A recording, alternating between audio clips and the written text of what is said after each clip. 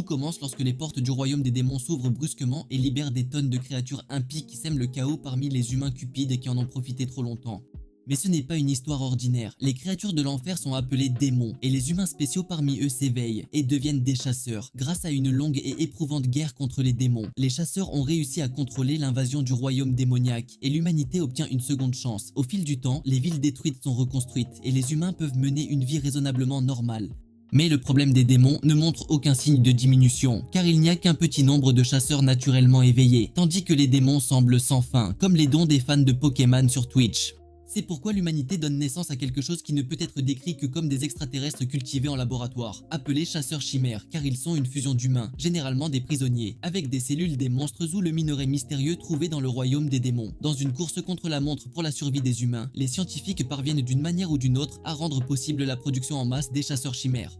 Cela conduit à une forte amitié entre les scientifiques et les chasseurs, car les chasseurs n'ont plus besoin de sortir et de risquer constamment leur vie tandis que les monstres interviennent et sauvent des vies à leur place. Des décennies de paix passent, et les scientifiques fous commencent à créer des laboratoires illégaux pour mener leurs expériences humaines maudites. À l'intérieur de l'un de ces laboratoires secrets, deux scientifiques terminent leur service en observant la dernière chimère de la journée, numéro 17. Four Eyes crie à son pote Zuck de ne pas s'approcher trop s'il veut garder sa tête attachée. Mais Zuck lui dit que notre gars numéro 17 est en état de mort cérébrale à ce stade et qu'il est essentiellement un légume jusqu'à ce qu'il reçoive des ordres directs. En regardant l'abomination allongée dans l'obscurité dans son état pitoyable, à cause des expériences inimaginablement inhumaines faites sur lui, Zuck remarque que son bras droit est mutilé, probablement à cause d'une expérience qui a mal tourné. Ressentant une véritable pitié pour la créature, il décide de faire un rapport sur le numéro 17, car il ne fait aucun doute qu'il sera abattu tôt ou tard de toute façon. Dans le bureau du directeur, les hommes rapportent que le corps du numéro 17 est irréparable, et ils sont en fait choqués qu'il puisse encore respirer, car toute autre chimère serait morte depuis longtemps dans un tel état. Le directeur leur demande combien de temps il pense qu'il survivra, et le nerd costaud estime qu'il a environ un mois. En entendant cela, l'homme au cœur de pierre ordonne froidement de l'envoyer en première ligne pour servir de bouclier de chair pour les chasseurs qui sortent de la porte dans l'opération de blocage de la porte, mais il leur dit explicitement de ne pas inclure de commande de retour dans l'ordre. Plus tard dans le royaume des démons, un oiseau ressemblant à un ptérodactyle plonge sur notre garçon, mais avant même qu'il n'atteigne sa stratosphère, il découpe l'oiseau comme du papier. Son prochain adversaire est une imitation de Victreebel qui émerge du sol, mais notre garçon le projette dans les airs et commence à s'acharner sur le monstre végétal, avant d'ouvrir sa bouche cauchemardesque pour charger son souffle de foudre et anéantir tout ce qui se trouve à des kilomètres devant lui. En analysant sa puissance de combat, les chasseurs sont complètement sidérés par la chimère, qui est facilement de rang S ou même plus. Un des gars se tourne pour regarder le portail, qui ne montre toujours aucun signe de fermeture, mais ses coéquipiers le rassurent en lui disant qu'ils n'ont pas à s'inquiéter des monstres qui pourraient passer tant qu'ils ont la chimère de rang S qui fait son travail pendant qu'ils s'occupent juste des déchets qui passent. Juste après s'être débarrassé des derniers ennemis mineurs restants, le portail commence soudainement à s'effondrer sur lui-même, alors les chasseurs s'enfuient aussi vite qu'ils le peuvent. En se retirant, la dame demande pourquoi ils laissent la chimère derrière, et l'homme répond qu'ils ont reçu l'ordre direct de l'abandonner. En regardant le monstre crabe géant torturer notre garçon, la dame ressent de la sympathie pour le pauvre chimère, qui a à lui seul empêché une catastrophe majeure de se produire. Mais l'homme ne ressent absolument rien et dit que les chimères sont en gros des serviteurs sans cervelle créés en laboratoire, nés pour obéir et rien d'autre. Même si notre garçon perd ses membres comme s'ils étaient en solde, les chasseurs le considèrent comme un monstre de plus. Après le départ des chasseurs, il continue de combattre les monstres comme si sa vie en dépendait vraiment. Pendant ce temps, les ordres se répètent dans sa tête qu'il ne peut pas revenir même après la mission accomplie. Debout dans une flaque d'acide, les deux derniers neurones encore actifs dans son crâne crient qu'il devrait revenir, mais son code ne lui permet pas de battre en retraite. Lors de l'opération, près de 2000 démons ont été tués, mais pas un seul chasseur n'est mort grâce à sa contribution massive. Et dans ces derniers instants, alors qu'il ne reste rien d'autre qu'une tête, sa vie défile devant ses yeux qui s'éteignent. Il se souvient enfin qu'il est en réalité un garçon humain qui a été kidnappé à l'âge de seulement 9 ans. À partir de ce moment, il voit sa vie se dérouler devant lui comme un film d'une cassette poussiéreuse, même si la dégradation cérébrale l'a tellement handicapé qu'il ne peut même pas comprendre ce qu'il voit. Avec le film de sa vie qui se joue dans son esprit, il regarde silencieusement les scènes se dérouler devant lui, la première étant celle de sa naissance dans un orphelinat. 9 années passent et il grandit pour devenir un garçon espiègle qui jette des pierres aux enfants qui le traitent de lait, comme le font tous les gamins perturbés de 9 ans. Mais cela déçoit tellement le directeur de l'orphelinat, le vieil homme sénile dit qu'il en a assez de ces bêtises incessantes et le met à la porte de l'orphelinat, se fichant éperdument si l'enfant meurt de froid. Une équipe de scientifiques le trouve évanoui par terre, et l'un des scientifiques est légèrement perturbé par le fait que les bidonvilles sont le seul endroit où il peut trouver des enfants abandonnés dans les rues, comme des œufs de Pâques. Il fait ce que tout vrai savant fou ferait et ramène notre garçon au laboratoire pour lui faire subir des expériences illégales tordues. Lors de sa première expérience, il lui lance un sort pour l'empêcher de s'enfuir à nouveau et le nomme numéro 17. Enfin réveillé, la première chose que notre garçon voit en se réveillant, ce sont des fous qui l'enregistrent pendant qu'ils injectent des vers à soie de rang S dans son sang. Il essaie de bouger, mais ils l'ont attaché comme s'il était un animal sauvage sans droit. Les jours passent et les médecins n'en reviennent pas qu'il ne montre pas le moindre effet secondaire. Son esprit et sa pensée sont complètement intacts et il a un contrôle total sur toutes les capacités du monstre. Même s'il a l'air d'être à une seconde de prendre un Glock et un sac de munitions pour aller à l'école la plus proche, tous ces salauds malades ne pensent qu'à quel point il est génial et précieux.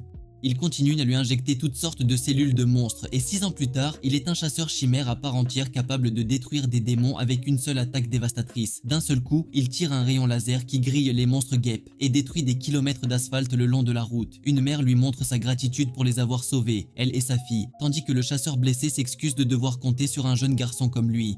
Mais notre garçon dit qu'il va bien, se sentant complètement engourdi à l'intérieur. Quelques années plus tard, son hypnose s'arrête soudainement et il se demande ce qu'il faisait pendant tout ce temps, alertant le scientifique que les effets secondaires commencent enfin à apparaître. Le temps passe et après lui avoir injecté des cellules de plus de 500 monstres, il ne ressemble plus à quelque chose qu'on pourrait même appeler humain. Et environ 20 longues années plus tard, il devient un chien géant ressemblant à un dragon, sans conscience, si grotesque que les gens normaux ont besoin de se rincer les yeux après l'avoir regardé. Après cela, son trip de coke prend enfin fin brutalement et il ne reste de lui qu'un seul os. Cependant, cet os flotte soudainement dans les airs et commence à régénérer tout son corps jusqu'à ce que la chimère numéro 17 réapparaisse. Sauf que cette fois, c'est un jeune homme séduisant avec des abdominaux en béton. Encore sous le choc de sa résurrection insensée, il se demande s'il est vraiment redevenu humain. Il se dit que puisque ces cellules de monstres sont toujours en lui, il ne compte probablement pas comme entièrement humain, surtout avec la facilité avec laquelle il fléchit ses griffes acérées comme s'il s'apprêtait à lancer une ligne de mode pour prédateur suprême. Personne n'est venu du laboratoire pour le ramener, donc notre garçon suppose qu'il a été abandonné comme un ex-avare. Puis il remarque que le numéro de laboratoire qui était sur son bras a disparu, et cela le fait se demander, puisqu'il arbore un corps plus chaud que l'enfer lui-même. Il suppose que cela pourrait être le trait d'un monstre de type immortel, du genre qui peut revivre jusqu'à 3 fois à moins que leur noyau ne soit détruit. Mais une chose le tracasse encore. Les scientifiques jurèrent que les cellules humaines et celles des monstres immortels ne pouvaient pas fusionner, et pourtant le voilà en mode alpha complet, rayonnant une forme de pointe qui fait passer Johnny Bravo pour un figurant. Peut-être que les effets secondaires qu'il avait ont été effacés puisqu'il se souvient que sa tête semblait toujours embrumée et enchaînée par une sorte de sort mental, mais maintenant il se sent aussi libre qu'il peut l'être. Alors il se dit qu'il est peut-être temps de vivre comme un véritable humain maintenant que ses jours en tant que chien obéissant connu sous le nom de numéro 17 sont terminés.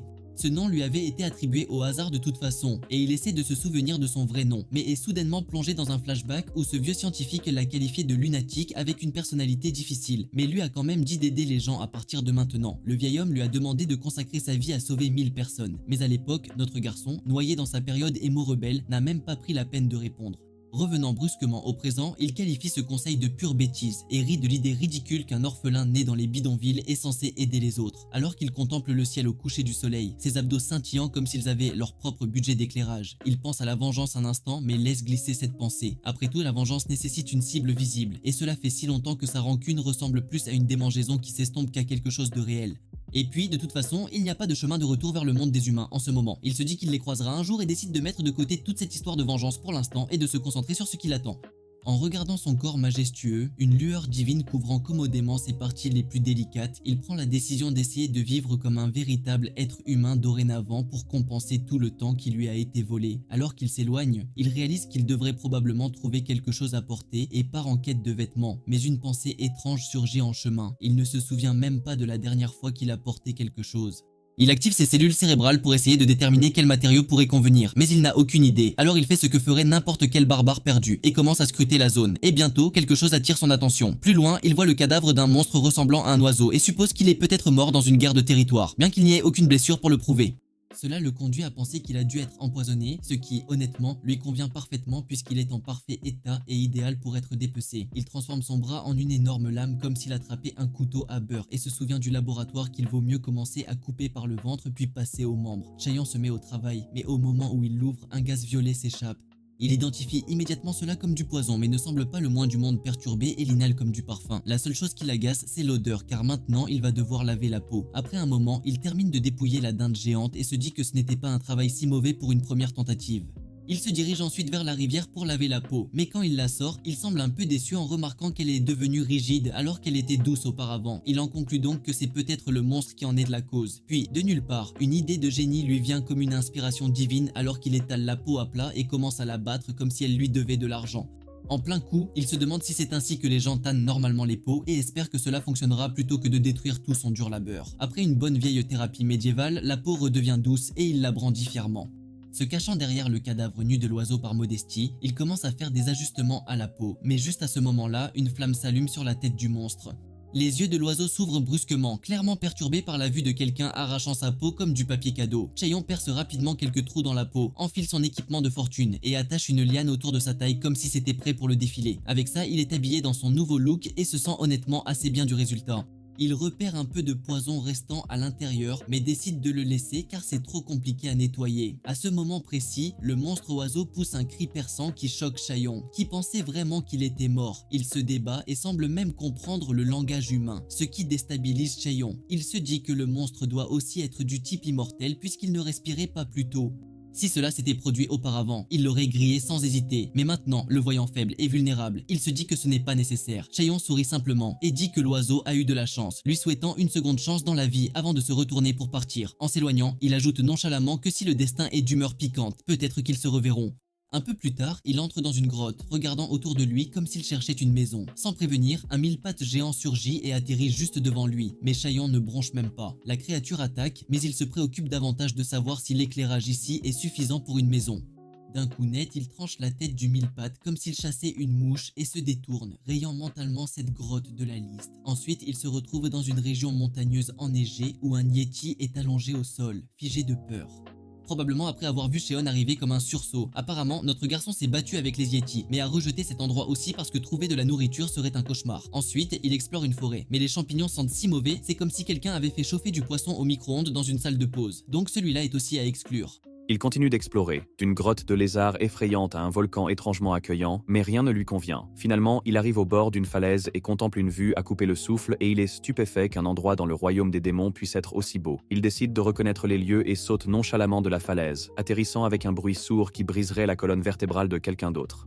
Cheon remarque que l'eau est d'une clarté cristalline et il y a aussi une bonne population de poissons. Certains poissons monstrueux sautent pour essayer de mordre et il se demande s'il pourrait en rôtir un comme un repas de camping. En y réfléchissant plus profondément, il se dit que c'est l'endroit parfait car il y a une ferme piscicole naturelle, de l'air pur, des fleurs partout. Alors il fait son choix, il construira sa maison ici et décide de l'appeler la maison Shandowun. Pendant ce temps, dans une partie lointaine du royaume des démons, l'air crépite alors qu'un portail s'ouvre et quelque chose en jaillit, s'écrasant au sol avec un fracas retentissant. Une figure robotique se lève de la fumée, regarde autour et se demande à voix haute si c'est vraiment le royaume des démons. Il prend un moment pour s'imprégner de la beauté de l'endroit, laissant vraiment l'air frais et les fleurs colorées opérer leur charme, et finit par décider que cet endroit est presque parfait pour construire la maison de Cheon-do-woon. Pour commencer, il dégage la zone avec ses extensions semblables à des lianes qui jaillissent de ses doigts, abattant chaque arbre en vue d'un seul mouvement net. Et une fois le déblayage terminé, il utilise ces mêmes lianes pour rassembler les troncs tombés et les empiler comme matériaux de construction principale. Juste au moment où tout semble bien se passer, il remarque que le sol est un peu trop bosselé à son goût. Alors il sort à nouveau les lianes et lisse tout en prenant soin d'enlever les souches d'arbres restantes jusqu'à ce que la clairière soit enfin assez propre pour accueillir une cabane digne de Pinterest. Alors qu'il place les rondins et plante les piliers principaux de la structure, il commence à remarquer comment son corps bouge presque par instinct, et cela le fait se demander si c'est ce que les gens veulent dire quand ils parlent de libre arbitre. Surtout parce que c'est la première fois qu'il construit quelque chose qui lui appartient vraiment. Il pose ensuite les planches du sol et décide d'essayer le mucus de monstre de type escargot à la place des clous, car cette substance durcit en quelque chose de proche de la roche, et il pense que cela pourrait même fonctionner comme imperméabilisation, ce qui honnêtement semble être une bonne idée. Lorsque la structure principale est terminée, il lui donne une touche personnelle en superposant des fils de cocon de verre à soie sur le toit. Et cela renforce sa confiance que les monstres ne viendront probablement pas frapper de sitôt. Cela a l'air assez confortable maintenant et semble presque complet, mais il s'arrête pour réfléchir à ce qu'une vraie maison humaine devrait avoir, puis se souvient comment, au laboratoire, ils montrèrent des vidéos de maisons normales avant que les portails ne s'ouvrent. En y réfléchissant, il réalise que la plupart des gens avaient soit des animaux de compagnie, soit cultivé quelque chose dans leur jardin. Et comme les chiens ne sont pas vraiment une chose dans le monde des démons, il se dit que la meilleure option est de cultiver des plantes et de faire un jardin. Après avoir passé un certain temps à réfléchir à ce qu'il pourrait cultiver, il a soudain une révélation et décide que les mandragores seraient parfaites, surtout avec la montagne enneigée à proximité qui correspond à leur habitat. Alors qu'il marche à travers le terrain froid et enneigé, il se souvient que les mandragores poussent généralement sur des sommets riches en mana. et la façon dont la neige s'accumule autour de lui le fait repenser à quand il a été kidnappé et envoyé au laboratoire. Ironiquement, il considère ce moment comme une bénédiction maintenant, car après être devenu une chimère, il n'avait plus à s'inquiéter de mourir de froid ou de faim dans des conditions misérables. Finalement, il ressent la haute concentration de mana autour de lui et se dit qu'il doit être proche. Et effectivement, il aperçoit enfin les racines de mandragore. Ils ressemblent à des poissons-lunes avec des têtes feuillues et sont connus pour être extrêmement sensibles au stress, mourant souvent au moindre changement dans leur environnement. Ils pensent qu'il serait plus intelligent de choisir les plus jeunes, car ils pourraient mieux s'adapter pendant le déplacement. Alors il en sélectionne soigneusement 3, se préparant aux cris qu'il sait qu'ils sont célèbres pour. Mais au lieu des cris aigus qu'il attend, il trouve le premier petit gars profondément endormi, ronflant comme un bébé. Et les 2 autres qu'il choisit plus tard dorment aussi paisiblement et parlent même dans leur sommeil.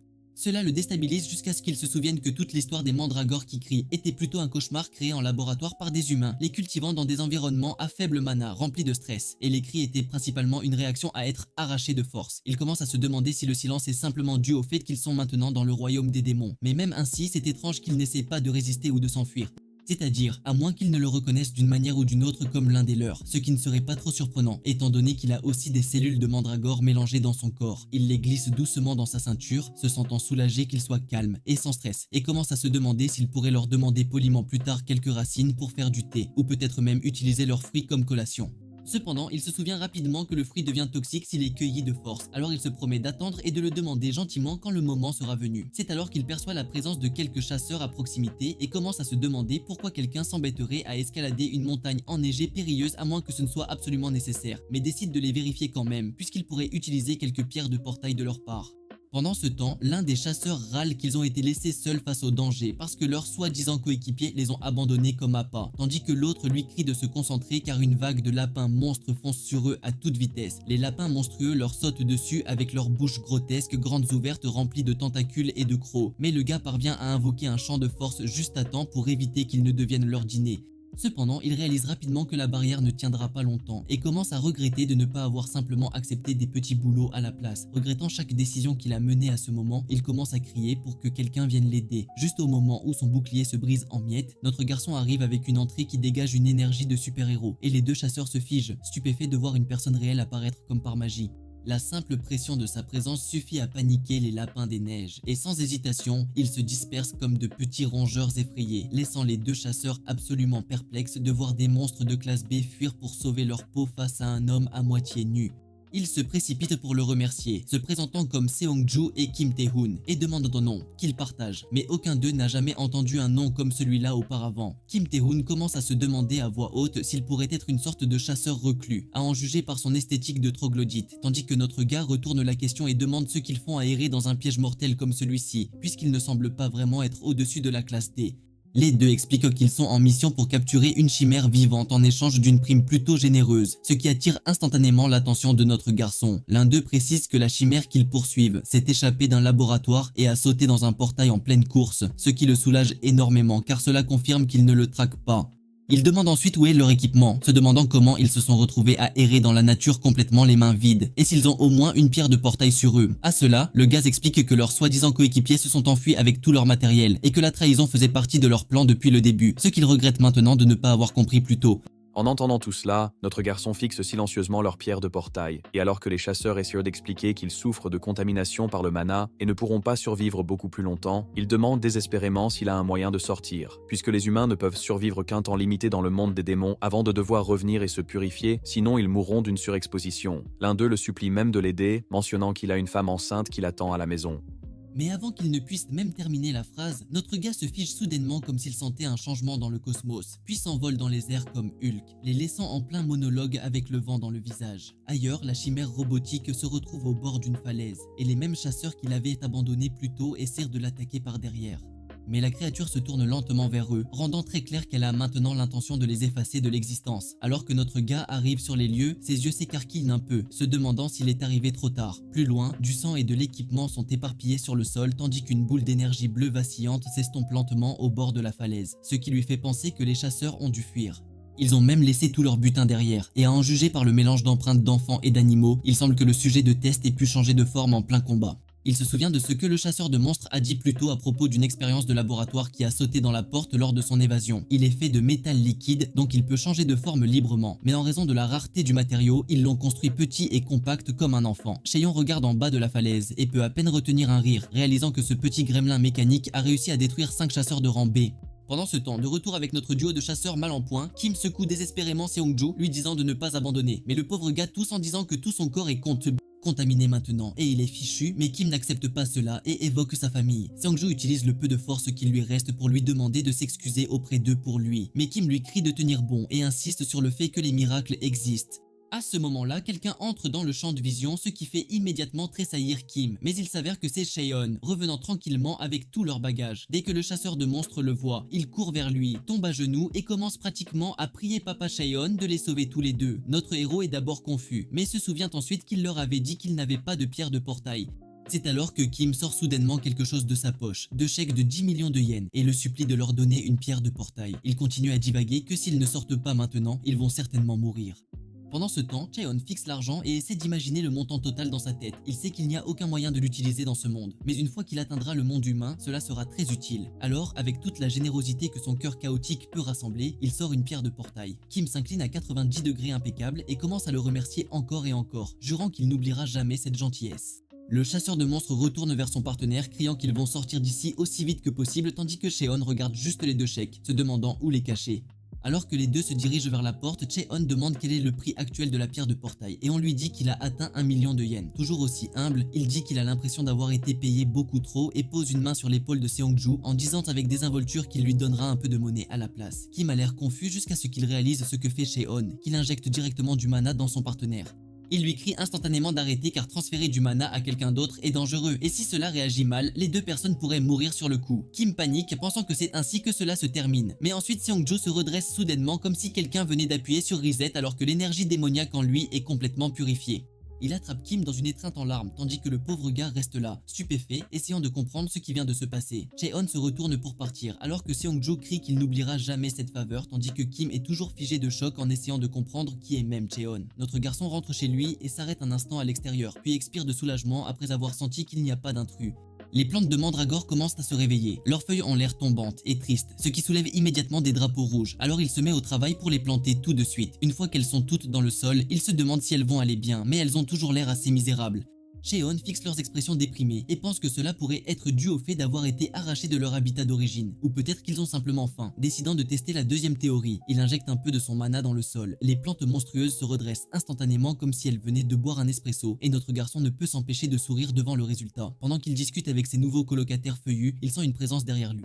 Il se dit que c'est probablement la créature mécanique que ses chasseurs poursuivaient, bien qu'il trouve étrange qu'elle l'ait suivi jusqu'ici. Choisissant de l'ignorer pour l'instant, il cache l'argent et commence à trier les sacs de butin. Il s'avère qu'il a fait une bonne prise car il a maintenant des vêtements de rechange, des sacs de couchage, du matériel de cuisine. Et juste à ce moment-là, ses yeux s'illuminent lorsqu'il trouve un paquet de ramen. La dernière fois qu'il a mangé ça, c'était à l'orphelinat et la nostalgie le frappe fort.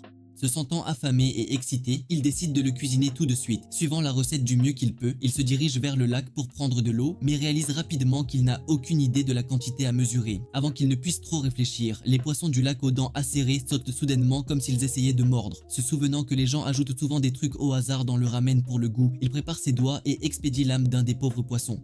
Ensuite, il fouille pour trouver des ingrédients comme des œufs et peut-être des oignons verts. Il tombe sur des œufs en forme de capsules bizarres et en prend quelques-uns. Et comme il n'y a pas de vrais oignons verts, il se contente de feuilles d'arbres fraîches en se disant que c'est assez proche. Il jette ensuite tout dans une marmite et décide que c'est suffisant pour la préparation. C'est alors que le petit robot sort, se tenant le ventre comme s'il mourait de faim en regardant la marmite. Pendant ce temps, Cheon allume le feu et remarque que les instructions ne précisent pas quand ajouter le poisson. Alors il met tout à bouillir ensemble. Alors que l'odeur commence à s'élever de la marmite, les plantes monstrueuses se mettent instantanément à suffoquer de dégoût tandis que Cheon se demande silencieusement si le ramen a toujours senti comme ça. L'odeur parvient à la créature mécanique qui commence à vaciller sous le parfum pur de la nourriture. Elle flotte un peu plus près en pensant qu'elle veut manger aussi, puis se transforme soudainement en chiot. Il se souvient du laboratoire que les humains aiment les chiens, alors il décide d'en profiter et commence à boiter vers Cheon, en gémissant faussement pour susciter de la sympathie. Mais Cheon regarde tout cela avec un visage impassible, pas même légèrement surpris. Il se dit que la créature essaie juste de baisser sa garde et que la blessure est clairement simulée. En regardant son numéro de chiot trop mignon, il pense qu'il est encore jeune et naïf et se demande comment quelque chose comme ça a réussi à s'échapper du laboratoire pour rejoindre le royaume des démons tout seul. Jouant le jeu, il demande s'il veut goûter le ramen, ce qui fait baver la créature instantanément.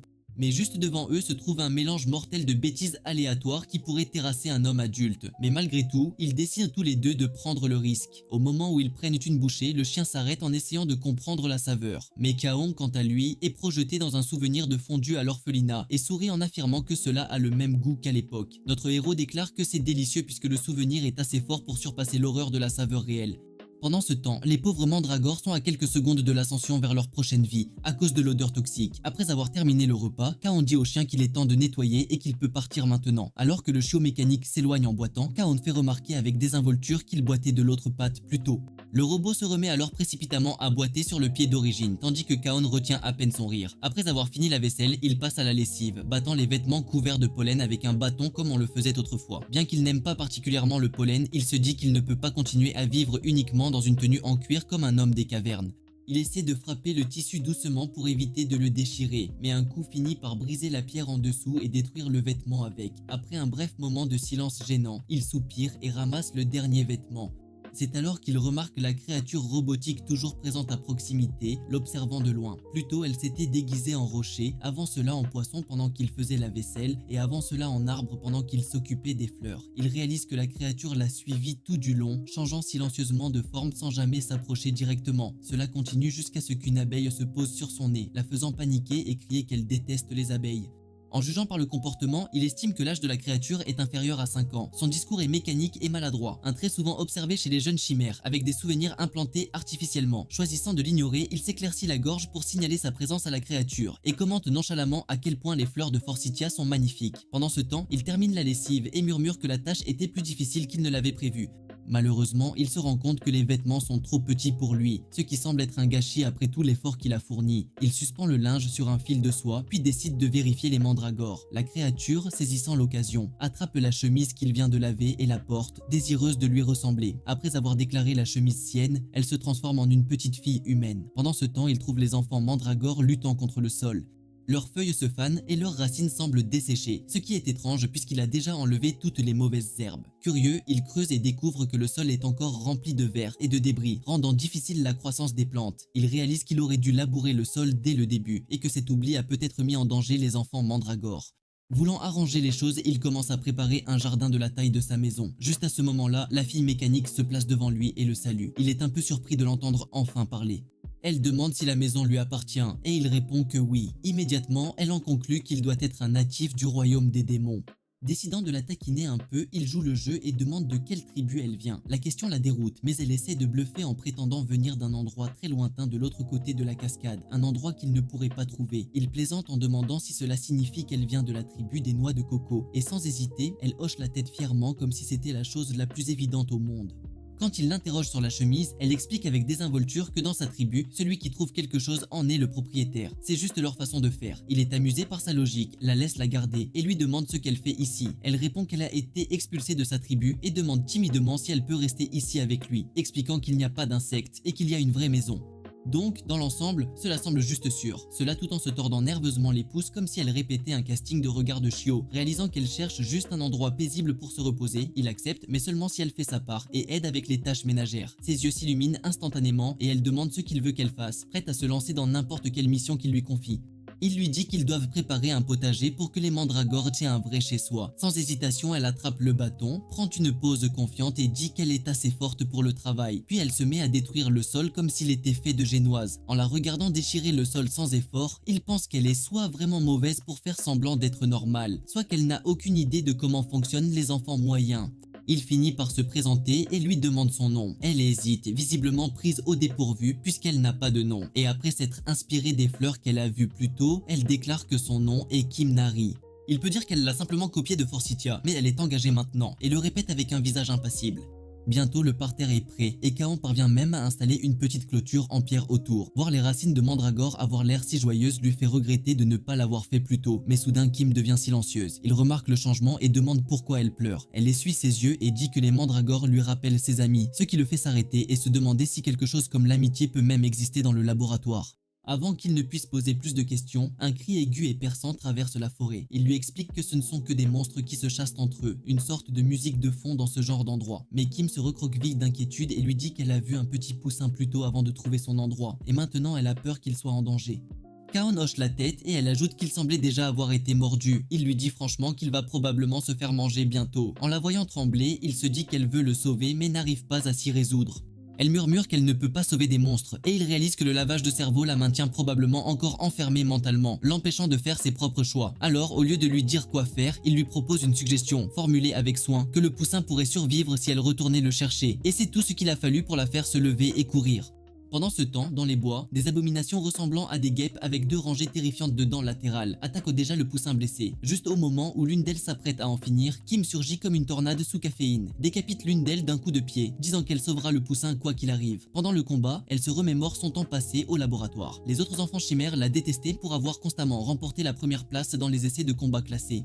Cela signifiait que les autres enfants devenaient éligibles pour les expériences les plus effrayantes avec les taux d'échec les plus élevés. Ils lui ont arraché son jouet en peluche, l'ont poussé au sol et lui ont dit qu'elle devrait les laisser gagner pour une fois. Ils ont même dit qu'il aurait mieux valu qu'elle n'existe pas pendant qu'il la frappait sans arrêt. Elle n'a jamais compris parce qu'elle faisait juste ce qu'on lui disait. Maintenant, face aux monstres, elle leur crie d'arrêter. Elle crie que c'est mal pour un groupe de s'en prendre à quelqu'un de plus faible. Puis elle balance son poing et envoie la dernière guêpe dans une autre dimension. De retour à la maison, Kaon nourrit tranquillement les racines de mandragore avec du mana, se sentant probablement comme un papa plante discret quand Kim réapparaît. Elle court vers lui, berçant le poussin dans ses bras et criant à l'aide, paniquée qu'il ne se réveille pas. Il lui dit de ralentir et de respirer. En y regardant de plus près, quelque chose dans cette petite boule de poil lui semble étrangement familier. Kim continue de pleurer, paniquée à l'idée que la pauvre boule de poil soit sur le point de mourir, tandis que Kaon reste calme et propose d'examiner de plus près. Il tend la main et verse un peu de mana dans la petite boule de poil, puis se détend en réalisant que la blessure ne semble pas mortelle. La magie de chaque monstre porte sa propre histoire spécifique, et même si celui-ci a rétréci et changé de couleur, Kaon sait instantanément que c'est la même créature qu'il a écorchée à l'époque. Il prend une pause à la Sherlock, essayant de comprendre pourquoi elle a tant rétréci tandis que Kim continue de demander si elle va mourir. Mais Kaon la rassure en lui disant que la créature est juste mal nourrie et qu'elle sait seulement ratatiner à cause de la faim. Il dit qu'il lui a déjà donné un peu de mana, donc si on le laisse tranquille, il devrait se rétablir tout seul. Cependant, Kim plonge soudainement dans un flashback traumatique alors que son esprit la ramène à ce laboratoire, à sa poupée déchirée. D'une voix tremblante, elle dit qu'ils ne peuvent pas simplement le laisser seul alors qu'il continue de s'effondrer comme une crêpe triste. Elle le serre fort dans ses bras tout en faisant les yeux de chiot et demande si elle peut le garder, promettant d'en prendre soin correctement. Kaon sourit et la prévient qu'il pourrait devenir trop grand pour être géré, mais elle réplique qu'elle le nourrira juste un petit peu. Il cède sous la pression de son attaque mignonne, et ses yeux s'illuminent comme un feu d'artifice, et il plaisante en disant que cela pourrait fonctionner comme leur chien de garde, ou plutôt un oiseau de garde. À ce moment-là, la boule de poil ouvre les yeux et regarde autour d'elle complètement confuse, finissant par fixer Kaon en le reconnaissant, et émet un roucoulement bas et menaçant. Kim sursaute au bruit, le soulevant avec un cri aigu, disant qu'il parle enfin tandis que l'oiseau regarde autour, se demandant dans quel enfer il s'est réveillé. Elle le serre à nouveau dans ses bras, alors qu'il se débat désespérément, tandis que Kaon reste là, maladroit, ne sachant pas comment gérer cette folie. La boule de poil crie à nouveau et exige d'être relâchée, ce qui surprend Kaon car il peut réellement la comprendre. Quelques instants plus tard, Kim l'enveloppe comme une momie et annonce fièrement que le traitement est terminé, puis dit qu'elle a déjà choisi un nom pour elle. Alors que l'oiseau continue de se tortiller, elle explique que comme il agit comme un pigeon, elle va l'appeler Kou, ce que Kaon trouve plutôt hilarant. L'oiseau en colère commence immédiatement à s'en prendre à Kim pour avoir trouvé un nom aussi ridicule, mais elle ne peut évidemment pas le comprendre. Alors elle lui verse un seau d'eau sur la tête, disant qu'il doit avoir soif. Puis elle s'arrête, confuse, et demande à Kaon pourquoi l'oiseau est maintenant gonflé comme un ballon d'eau. Il lui dit que c'est probablement assez d'hydratation pour l'instant, alors elle se précipite pour aller chercher de la nourriture à la place. Pendant ce temps, Kaon se dit qu'il devrait enfin installer un vrai meuble de rangement puisque toutes leurs affaires s'accumulent. Mais quand il essaie de couper le bois, il se fend comme du carton bon marché. Il est confus car il a fabriqué la table et la chaise sans problème avec la même méthode. La boule de poil en a clairement assez de ses bêtises et lui fait remarquer que c'est du bois tendre, donc bien sûr que ça ne fonctionne pas. Kaon réalise que le type de bois est important et demande quelle couleur de bois est la plus solide. L'oiseau répond instantanément bois rouge, mais il se fige en plein milieu de la phrase alors que la réalité s'abat sur lui. Il vient d'être compris. Il fixe Kaon avec horreur, se demandant s'il a pu l'entendre tout ce temps. En croisant son regard, il vacille sur ses pieds puis active son pouvoir mental pour essayer de lire l'esprit de Kaon. Mais rien ne se passe car la télépathie échoue. Cependant, Kaon regarde autour de lui innocemment et dit qu'il ne voit pas d'arbres rouges à proximité. Il se demande s'il pousse dans une autre région tandis que l'oiseau panique, réalisant que ses pouvoirs mentaux viennent d'être bloqués.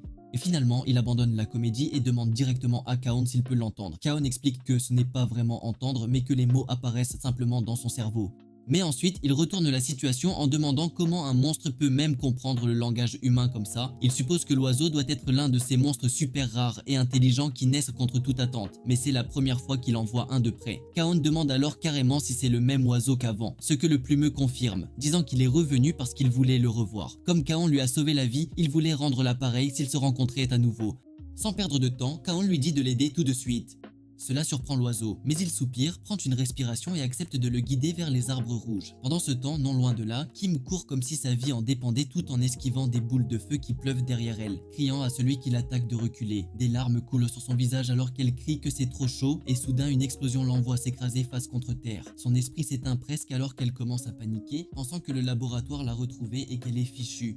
Juste à ce moment-là, quelqu'un sort du feu avec de longs cheveux flottant de manière dramatique comme un figurant d'anime de troisième ordre. En regardant son tracker, il confirme qu'elle est la créature mécanique qu'il recherchait. Préparant une autre attaque, il marmonne que sa vie est aussi en jeu et lance une autre boule de feu sur Kim, qui ne peut que la regarder avec résignation. Mais avant qu'elle ne l'atteigne, notre héros fait le geste classique du héros, se plaçant devant elle et dissipant la Q lui dit immédiatement que les directions pour l'arbre peuvent attendre, car la priorité de la fille est maintenant. Kaon remarque que Kim a peur du feu et ne semble pas du tout stable mentalement. Il décide d'éteindre les flammes d'abord et la boule de poil est d'accord, ajoutant que seul un sac à ordures complet s'en prendrait à un enfant. Réponse là-bas, le fusilleur du regard, rôtit Kaon et l'appelle un homme des cavernes, puis menace de le battre s'il ne recule pas. Kaon réplique que ce cosplayer de réponse parle beaucoup trop, ce qui le met instantanément en colère. Le gars crie que Kaon gâche son moment dramatique et lui lance une énorme boule de feu. Kaon lève simplement un doigt et fait un geste à la Frieza, repoussant l'attaque comme si c'était une bougie d'anniversaire. L'explosion derrière réponse est énorme et il reste là, stupéfait, essayant de comprendre ce qui vient de se passer. Des débris commencent à tomber, mais il est déjà trop tard car il est enseveli sous un tas de gravats. Quelques instants plus tard, Kaon s'approche de Kim et lui demande si elle va bien, qui essuie alors ses yeux et le remercie d'avoir éteint toutes les flammes. Il lui donne ensuite un conseil solide. La prochaine fois qu'elle a peur, elle devrait frapper la peur elle-même. Alors qu'il marche vers Réponse, il l'attrape par les cheveux et continue son discours d'encouragement, mais s'arrête soudainement en plein milieu de la phrase. Il fixe la perruque dans sa main en silence et réalise que le gars en dessous souffre d'un syndrome de tête d'œuf brillant à part entière.